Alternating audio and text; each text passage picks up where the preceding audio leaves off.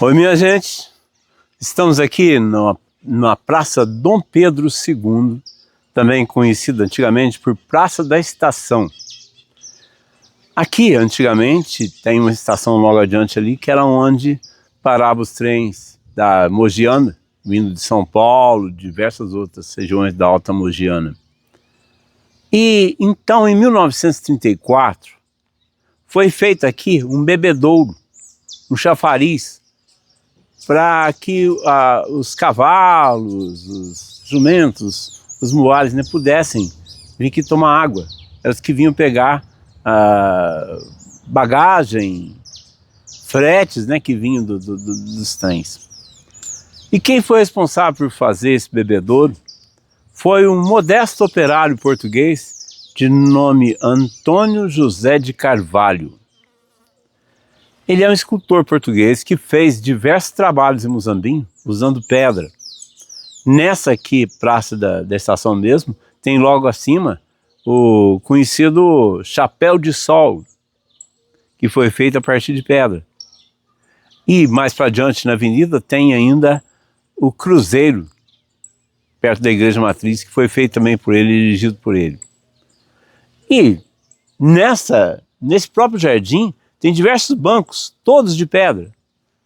Mas o mais interessante, que ficou famoso e pitoresco no mundo todo, é que aqui nós temos um monumento fálico, a fonte fálica. Que estranho, né? Em 1934, alguém fazer uma fonte fálica. É esquisita essa história. Um cara que de repente fazia uma coisa tão religiosa como aquele cruzeiro, ou chapéu de sol, uma coisa ali mais comportada também, fazer de repente uma fonte fálica no coração de Muzambinho. A história que se conta da época é a seguinte: ele já havia feito o cruzeiro, já havia feito o chapéu de sol, já havia feito os bancos do jardim aqui da Praça Dom Pedro II, e faltava só fazer o bebedouro para os animais. E ele começou a fazer esse bebedouro, faltava fazer só a parte de cima do bebedouro, quando desentendeu com o prefeito da época, que acho que não queria pagar exatamente quanto ele queria. E deixou então a construção pelas metades e foi embora. E o prefeito, sem saber como fazia, porque ficava estranho aquilo ali pelas metades, fez com que o ajudante dele, que estava trabalhando aqui junto com ele com as pedras, falou: dá um jeito, acaba de fazer isso daí. O cara então simplesmente passou um cimentozinho no topo da construção e ficou por isso mesmo. Ele só não percebeu na hora que o que ele tinha feito tinha um formato fálico. Nem se tocou com isso na hora, talvez não usou de malícia nem de maldade, né? E aquela fonte ficou uma fonte estranha. E ficou conhecida mais adiante, pelo formato que ela tinha, como fonte fálica. Há pouco tempo, nós apresentamos uma peça de teatro na Casa da Cultura, e até mesmo aqui no Chapéu de Sol, chamaram-se No Caminho, tinha uma pedra no meio do caminho, escrito pela dramaturga Camila Fernandes. E nessa peça de teatro, ela apresenta uma teoria que talvez seja a que realmente tem a ver com a história. Quando ele briga com o prefeito e vai embora, e ele acabou de deixar aquilo ali sem acabar de fazer, deixou inacabado, e era preciso que o ajudante se virasse e entregasse a obra para o prefeito de uma maneira mais ou menos, né? Não deu para fazer como era para ser antes. Talvez a ideia dele fosse fazer aqui um outro chapéu de sol, igual foi feito ali em cima, para dar até uma sombrazinha para a água ficar mais fria.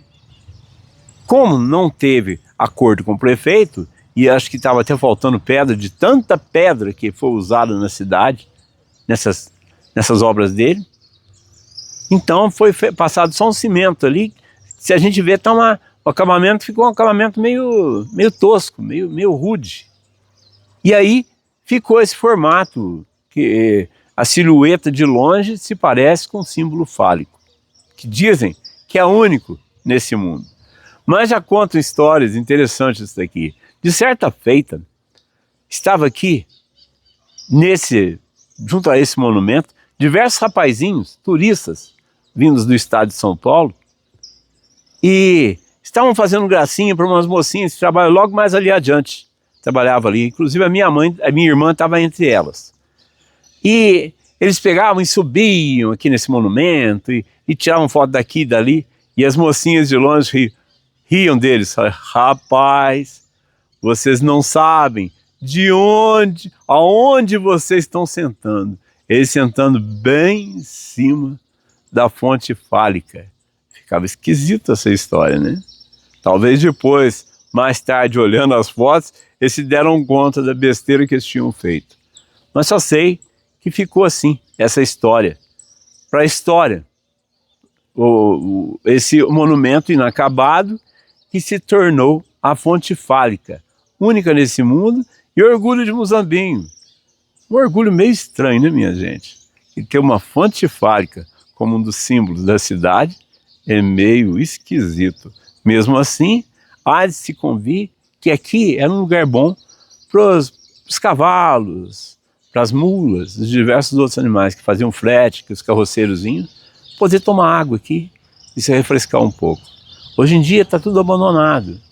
Aqui dentro está cheio de garrafas PET e outras coisas mais. Mas